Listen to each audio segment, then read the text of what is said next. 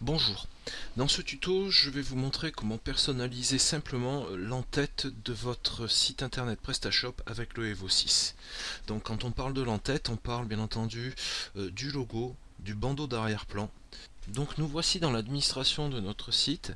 Pour personnaliser, je vais aller donc sur l'onglet modules et puis je vais sélectionner le module DDLX Template Creator qui nous permet de personnaliser notre template. Je clique sur configurer.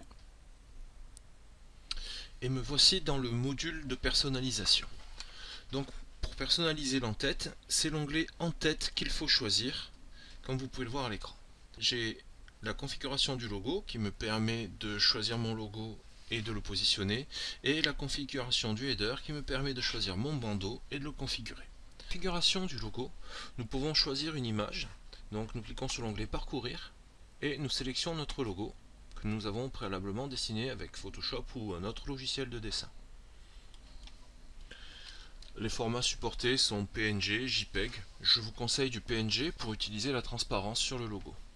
La position X et Y de l'image nous permet de positionner le logo.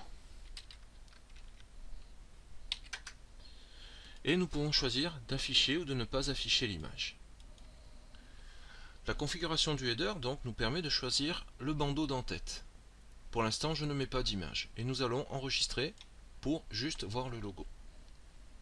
Je vais donc voir sur le front office ce que ça donne. Je vais actualiser ma page. Et comme nous pouvons le voir, nous avons le logo qui a été chargé et pour l'instant, nous n'avons pas d'image d'entête. Je peux choisir de ne pas afficher d'image. Nous n'avons plus de logo. Cette option peut être utile si nous choisissons d'insérer un bandeau d'arrière-plan dans lequel le logo est déjà intégré. Maintenant le bandeau. Je peux choisir de charger une image ou une couleur d'arrière-plan.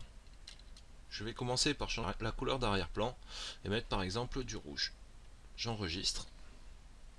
Et nous avons donc une couleur d'arrière-plan rouge. Je peux aussi déterminer la hauteur de mon bandeau. Elle est réglée là à 205 pixels. Je vais rentrer 500 pixels de hauteur. J'actualise ma page. Nous pouvons voir que le bandeau fait maintenant 500 pixels de hauteur. Le menu n'est pas encore très bien positionné, c'est normal, il faut le positionner après coup. Je vais maintenant redimensionner le bandeau et charger une image d'arrière-plan. Je clique sur l'onglet parcourir, je vais choisir mon image d'entête que j'ai préalablement préparée avec Photoshop et je clique sur enregistrer.